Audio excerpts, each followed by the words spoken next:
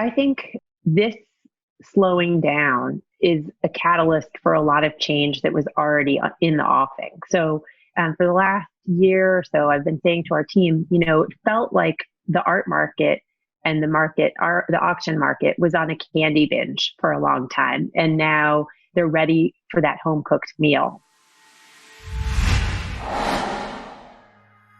This is The Safari.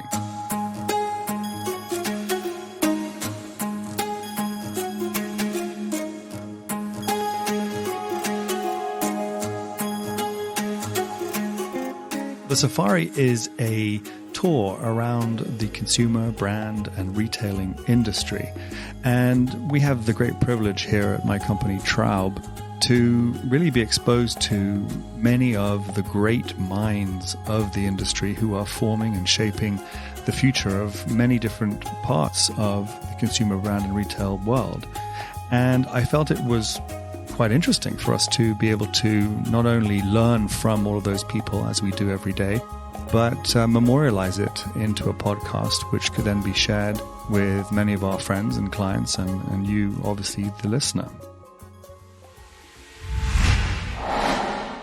Today, I'm joined by Laura Doyle, who is the CEO of Doyle Galleries here in New York City and beyond New York City, in fact, as well. I have known Laura, thank goodness, for a very, very long time. And it's a family business, which she recently became the CEO of. And it's an auction house, but also extends into many other services and areas, particularly in digital, which I find fascinating. The new age of auctioneering in the digital age, I think, is something that is never more interesting to talk about in the world that we are currently living in, given that at this recording, we are still in lockdown. And Laura, who is one of the most funny people that I've ever met, not to put her on the spot, but also one of my oldest friends. This is my first person I ever really met when I arrived in America was Laura. And my first Thanksgiving, I think, indeed, also was at Laura's house, if I'm not mistaken. Laura, thank you so much for joining me on the Safari. Thanks so much, Morty. I'm happy to be here virtually with you. Virtually, exactly. So for those who do not know Doyle, tell everyone a little bit about the history, because it's a really quite beautiful history. Your father, your late father, was an incredible man, and your mother ran the business, and now you're running the business. Talk a little bit about the history, because it's the provenance, I think, is really quite charming, but very relevant to who you are today. Sure. My father started our business in 1962. He was an antique dealer, first starting as a picker, bringing property from New England and selling it off the back of his van to Upper East Siders, and then launched into auctions in the summer of 1967, 68, 69 in East Hampton and Montauk. He came from a very large family. He's number 6 of 9, and he would draft his brothers and sisters, and then my mom's brothers and sisters, to East Hampton and Montauk in the summer to have auctions. And then in 1973, he opened our full-service auction house in our current location on East 87th Street. And tragically, he died quite young at 53 in 1993. And my mom, who had a different career, jumped in to run our business and ran it for 25 years as chairman and CEO. And last year in 2019, I took over as CEO and she stepped back to remain chairman. But, I've been working in the business since I was 8 years old, and it's changed a lot, but a lot of it stayed the same. It's a great family business. It's a lot of fun, and a lot of our team has worked there for a very long time too. So it's beyond just the Doyle family. It's the family of Doyle. And that's really what makes it a special place to work. So as you know, on the Safari, I've tried to profile or shine a light into the different areas of the industry. And auction houses of all shapes and sizes have been deemed to be maybe something that is obviously at the luxury end of the market, which of course you are. But I feel that there's been a democratization almost of auctioneering because of .com, because of e-commerce, because of the ability of reaching more people as opposed to having to come to an auction house. And again, as we sit today, most retail and of course most galleries and such are also closed. So how have you seen the industry of auctioneering evolve over the years? Obviously, everyone knows about art, but you don't sell just art. You sell any number of beautiful, rare products. So maybe talk about this sort of the evolution of the industry and where you fit within it. Traditionally, auction is wholesale. So the fair market value, which is the price that a willing buyer pays a willing seller, is what the area that the auction market has served. And I think that, our business has really been divided into professional sellers, professional buyers, and then private sellers and private buyers. So it's an ecosystem. And the average person's perception of auction is the art market and that very rarefied white glove experience, champagne and evening sales. And that's certainly what gets the most publicity. But the bulk and the volume of auction is really much more democratic and always has been.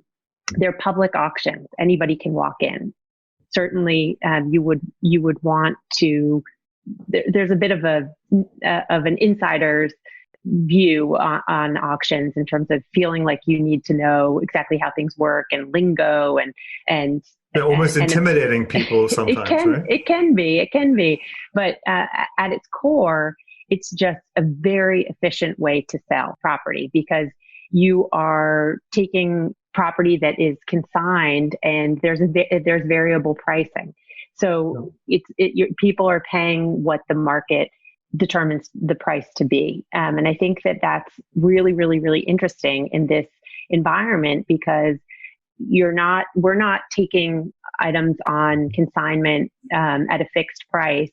We're not, having orders that have been committed to at a particular price that now we need, to sell within a certain period of time. It's just, we're providing access for our sellers to the buyers in the marketplace, and then the buyers determine the price.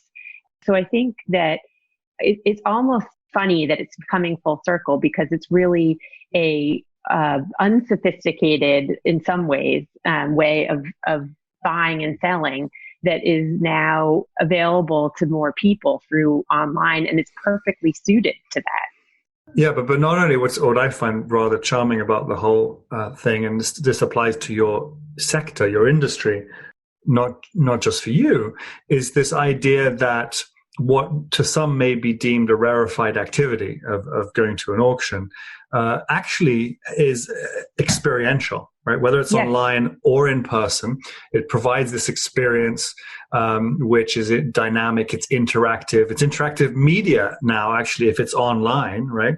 Mm-hmm. So there's a buzzword, experience. And the other buzzword is sort of sustainability, green, circular economy, the idea that, you aren't, causing all manner of greenhouse gases by shipping stuff all over the world or manufacturing it. You're actually you're upcycling things into new owners, finding new homes for things, new value in a new home, and so these experience and let's call it sustainable are so in vogue today. How are you finding those elements relevant to your business and how are you exploiting them? I think that that's also something that we're seeing right now is people have time.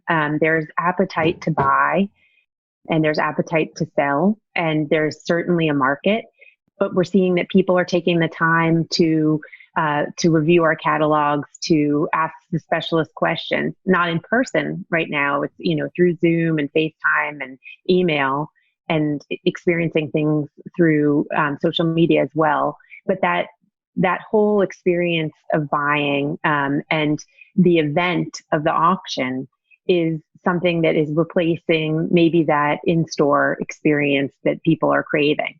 And I think that beyond the current situation, that was something that we were seeing a lot a lot more, because it really, it also suits itself to showrooming. If you think about it, that people come in and they will view things, in person, and then they will, maybe they've done some research ahead of time online and they come and see it in person, and then they transact or bid online again, which is exactly the behavior that people are experiencing in retail.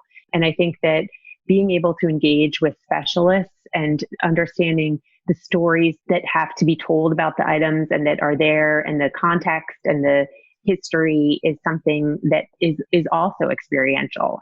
So I think that whole buying experience and translating it online is a very necessary component of it, is the human piece of it. So we have specialists who are able to engage with clients in a very personal way, in a very, their knowledge and their experience and their expertise are really, something that makes the buyer feel comfortable purchasing online, and without maybe viewing something in person. So I feel that trust is really what accelerated our ability to translate from this, very tactile offline experience to a fully online experience. And then, and the dynamic pricing of it as well. But also, as you said, the circular economy, which is definitely something that we're hearing a lot about. This, items that were in someone's home and used and loved, but have, still maintained their usability, are not. It's the opposite of fast fashion. Things that are used for generations, passed for generations, maybe not within the same family, but amongst multiple families. So I think that's. And, again, you're right, the no off gassing and all of the things that make it attractive for people who are conscious of their footprint and, keeping a green home. So, yeah, young people in particular, maybe, I think everybody now, but Gen Z and who's not yet your customer, Gen Y, the Millennials, do you feel that their adoption of companies like The RealReal, at least buying, formally used product, it's not an auction, but it's formally used product, Rent the Runway, they're using used product, shared product, which today might have some issues. But The RealReal, I think in some way might be training the next generation of auction followers. Have you got any whiffs of that? Yes. I mean, I think that people are certainly thinking about what they're spending on and the value of the items that they are investing in, or that they are bringing into their homes or into their lives, and that they are enjoying. And they certainly are much more conscious of resale value. I think that the RealReal does a great job with items that are at that commodity level. So they sort of maintain a certain value. And accessing luxury and secondhand luxury and sort of destigmatizing that is something that's a great part of educating the next generation of buyers, that certainly makes them prime for auction. So when you think of them being primed for auction, and then you see there's a winner, there's only one winner, but there's a lot of underbidders. How are you able to monetize the underbidders? Is there an opportunity there? How do you make them feel better about having lost? Because I know, I'll get into this a little later, because I'm an avid Hayloft by Doyle follower, which we'll talk about later. And when I lose, I'm livid. But you have the data. You knew what I was going to, what I was willing to spend. How do you leverage that, if at all? I think, that's definitely something that we're working on. And, most of what we sell are unique items. There certainly are things that come up from regularly, or additions and prints and like things that we will see. We do have, very analog way of contacting buyers who've expressed interest in certain categories. And I think our next sort of digital revolution will be automating that. We had for a long time a service called Personal Shopper on our catalogs that scans and sends you notifications. But, people get a lot of emails. And so trying to make it something that makes that your tastes change and make sure that we're keeping up with people's trends, that we can do in a very unobtrusive way, so that it's welcomed. I think that'll definitely be the next place that we focus on digitally. So speaking of what I was just referencing, we might as well jump to it. You launched recently, maybe not so recently, but it's relatively new in the history of your company, Hayloft, which is sort of, I think of it as the opening price point of Doyle. And I find it one of the most fun activities whenever it's there. And for those who don't know, I highly recommend to start, if you haven't followed the auction world, to start using Hayloft, because there are all these fun finds. And what's incredible about the urgency of auction is that I remember with a mutual friend of ours having a drink with the guy at 7 p.m. And it happened to be literally the moment that I was about to lose this bid on some item that I loved. And I said, literally, I stopped everything. I said, I cannot talk for the next 3 minutes. I've got to go onto my phone to make sure that I win this item. So how did Hayloft come about, which I adore? How's it going? And so what are some of the learnings about sort of the new customers that you've been able to attract into that wonderful competitive arena that is your world? I think Hayloft was a service that we always provided for our sellers, which is our broom clean service. And we found that as younger buyers were less enthusiastic about, taking their parents' hand-me-downs and wanted to furnish their homes with brand new catalog offerings, that there was a softening in the furniture market, and being able to handle that level of property and also provide the service that we wanted to provide, this broom clean service to our sellers, we decided that an online only model based out of the South Bronx was a way that we could reduce, the handling costs, and at the same time get back to our roots with this element of discovery and joy of buying, where things start at $5 and there's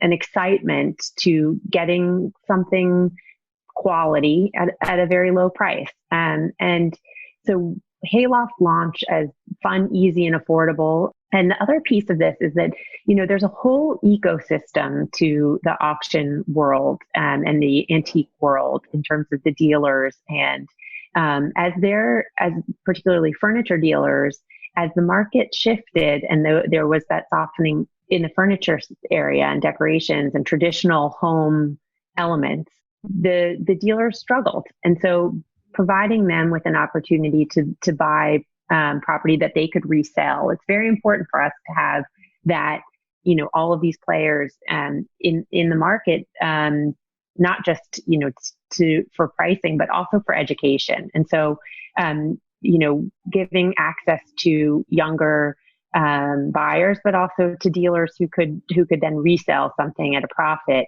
allowed more growth in that sector. And as the market has become stronger, it gets a little more competitive, as on some of the lots that you might be interested in. But I think that Hayloft has definitely given us the opportunity to capture the joy of collecting and to play, have some fun with some of the marketing and some of the way that we present things. And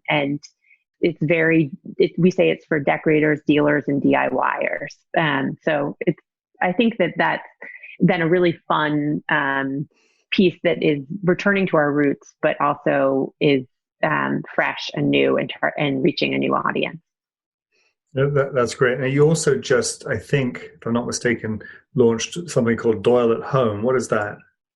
So what we found during this time period is that a lot of businesses in our ecosystem don't have access to online buyers. They don't, they're very traditional, and maybe they have a website that's informational, but they're not able to do their business. And with this shutdown and with, online only, basically our business has gone from 25 to 30% online to 100% online overnight.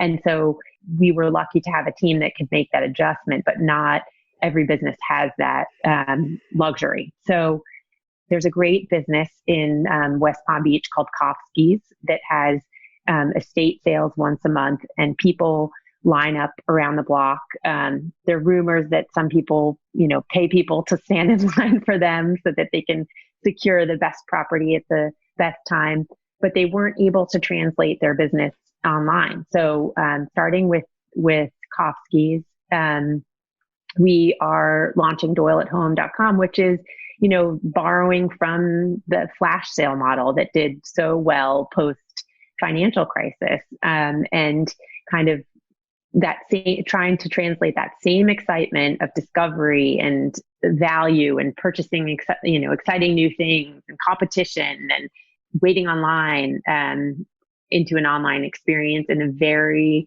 a time. We start at 9:00. Their saying is, be in line by 9. And so ours is now be online by 9. And it's something that we hope that we'll be able to provide for other businesses that aren't able to capture these online buyers. So is it 24 hours? Yeah, it's an e-commerce site. It'll be 10 days for the whole sale, but I expect everything to sell out pretty quickly. In just a matter of minutes, I'm sure. Yeah. How amazing. Sharpen your elbow. There we go. Everyone's got to be there, just duking it out. I love that. And when's that? Is that already up? It's May 2nd. It's launching. May 2nd, 2020, in case someone's listening to that this 50 years from now. But I think the challenge is for our business, and you see this with businesses that are in our area, in our sector, that want to scale, and trying to scale and offer volume while still creating that energy and event driven buying is a challenge. You want to offer more and more products so that you can, capture people, but without the call to action of an auction or a flash sale or, a fair or some kind of, timeliness to the purchasing, then, it's a challenge. I mean, I think about First Dibs when they first launched. Every Wednesday were the new offerings. And they would put up everything new, and everybody would, be online trying to see what was new from the dealers. And it was very exciting. But I think that, as you build out that inventory and it stays there for a long time, it becomes a little bit stale. And, and same, with the gilt model of the flash sales, people develop flash sale fatigue. So I think that the challenge for businesses like ours is keeping your customers engaged, but not oversaturating them. Yeah. It's really interesting to look at businesses through this strange time that we're living through, sort of who are the winners, because ultimately there are some companies you wouldn't expect. So for example, we're involved with a CPG business that makes sprinkles and cake decorating products. They're booming during this period, and people are rediscovering sort of this passion for, sitting around the table and baking cakes and decorating cookies with their kids, and sort of a back to basics thing. And so that business is booming. Another company we're involved with is a home company, and they sell to Walmart and Target and such. And that business is seeing double its weekly volume. Because of people wanting to, in those channels, which is obviously mass market, because they're wanting to, I think, they're sitting at home, they want to make the home more hospitable to themselves and to their family. So going to the luxury end of the market, I have this belief that the luxury home industry, and maybe even the trade, which has, I think, often struggled a little bit to deal with the likes of the specialty stores that have popped up to really compete with the trade. I think that sort of flight to quality and to experience and pedigree and taste. I mean, the designers themselves, for example, I think it is something that people will rediscover, having spent so much time stuck in their own homes, and they're either really happy to be stuck in their own homes and are because they've actually invested in them, or they're really feeling the opposite. Like, I wish I'd actually put a little bit more elbow grease into my own home. Do you feel the same way about that? Yeah, I mean, I think that people want to surround themselves with things that they love. And a lot of what we're also seeing is nostalgia. People are, as you say, rediscovering baking or things that they did with their own families growing up, or sitting around the dining room table. And now so many people have gotten rid of their dining room tables and made them media rooms or that sort of thing, that I think that we'll see people buying dining room tables and enjoying china again and silver. One thing that's kind of interesting is silver has a natural antibacterial quality to it. So we're seeing a huge resurgence of people buying sets of silver and silver serving pieces and candlesticks and kind of that whole tabletop category. But also jewelry, because why shouldn't you enjoy beautiful jewelry while you're looking at yourself all day on Zoom calls? And you're not going outside with a handbag, so you might as well have beautiful earrings on. But yes, definitely flight to quality and home and investing in the things that are around you. So even though you've been obviously focused on this area of your industry, as long as I've known you, you've been interested in and a student of the fashion industry, the broader luxury goods industry, just the trends. And you and I have had many a debate, God knows how many different topics of this nature. What's your 2 cents, any observations that are interesting to you about what's going on in the broader luxury and fashion industries that pop into your head? Well, I think going back to that, I think the emphasis on the home. I mean, so much emphasis and money has been spent on travel that I think that now with travel restricted and people being conscious of travel, I think people will definitely start to change the way that they're living their everyday life, and how they're spending money isn't just maybe on a fixed 1 week a year. It's spreading it out over the course of a year in little luxuries or daily luxuries or, kind of thoughtful purchases. I think people also maybe will think about buying less, fewer, better things. Quality, yeah.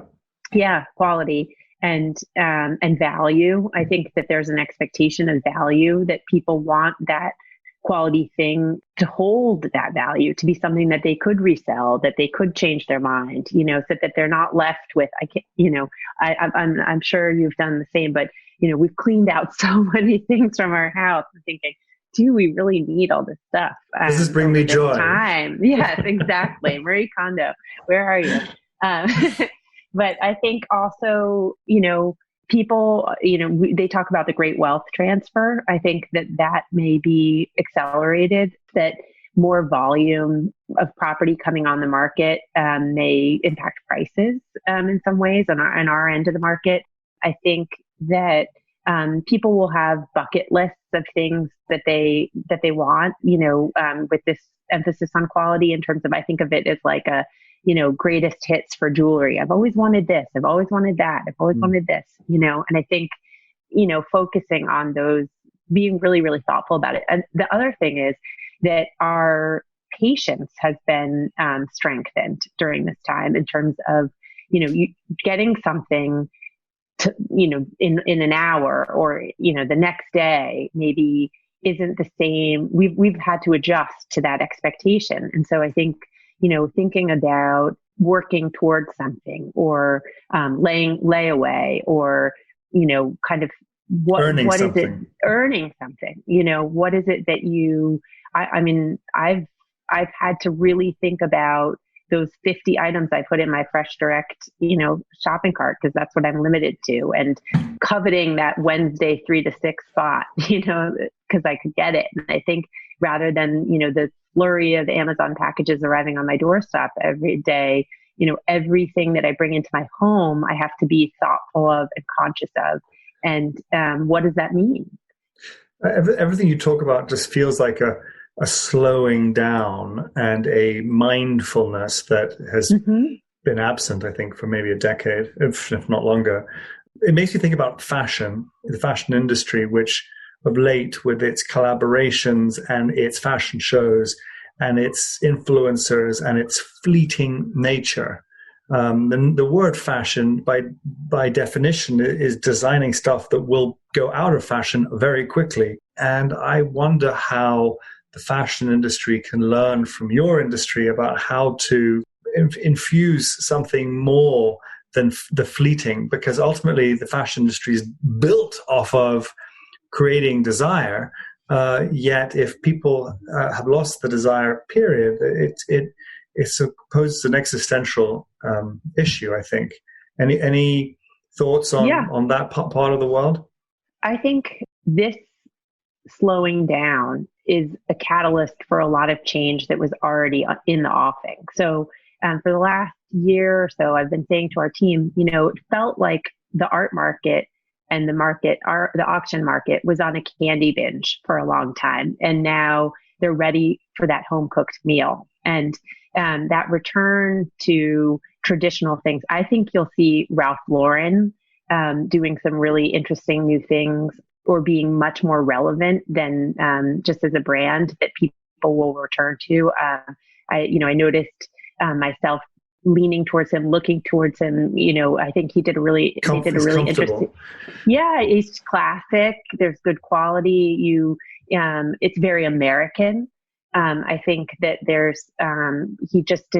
did an interesting thing and hired a decorator, Billy Cotton, who is very innovative to run their home line. He and Billy, they have a whole team of people who are buying antiques and art and doing that mixing and matching. I think you'll see pullback on licenses for some people, where they want to really rethink their brand and kind of hold on to what their brand represents and means, and where things are manufactured. That was another thing for a long time, thinking about is there a possibility for things to be manufactured in the US again? You look at a store like Reformation and what they're doing in terms of the local manufacturing and just manufacturing on demand, more or less, and the way that their stores are designed and how they integrate the offline and online experience.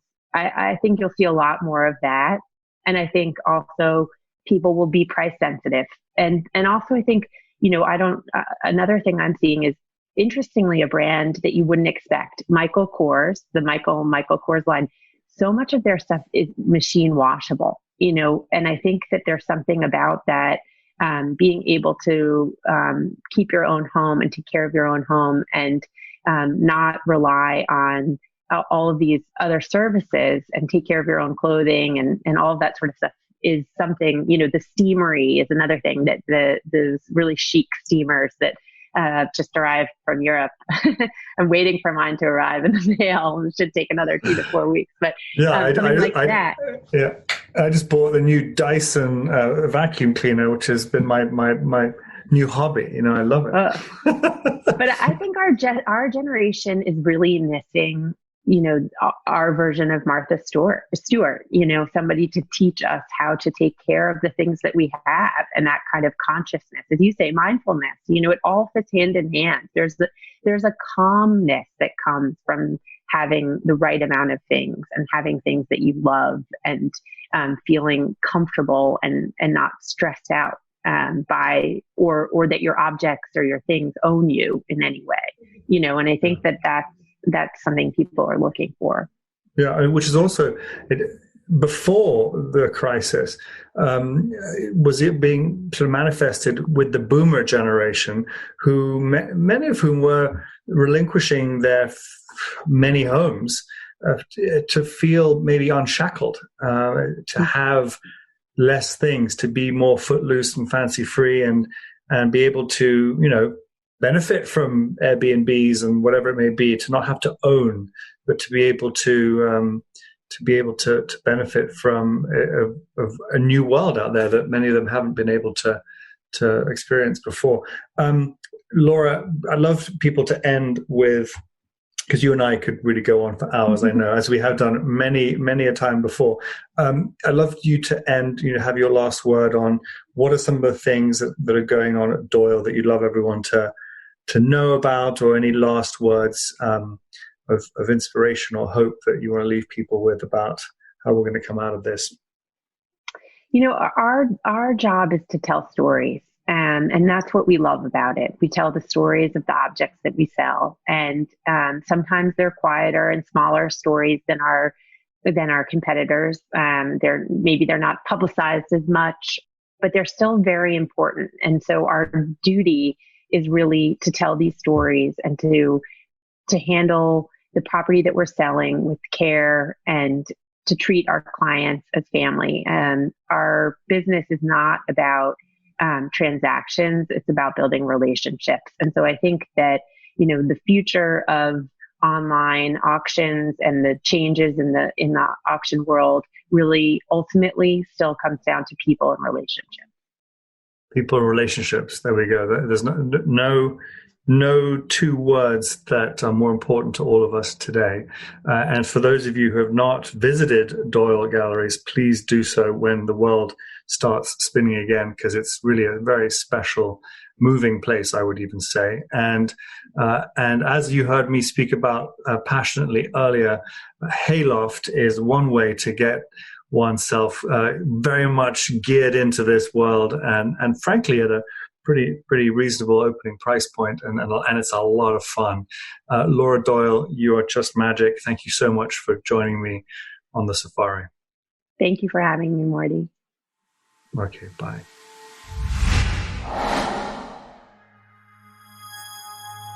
If you want to learn a little bit more about Traub, you can go to traub.io, where you'll learn a lot about everything that we do. If you're enjoying the safari, please do share it with your friends and colleagues within the industry. And please also don't forget to subscribe and like it. Until next time.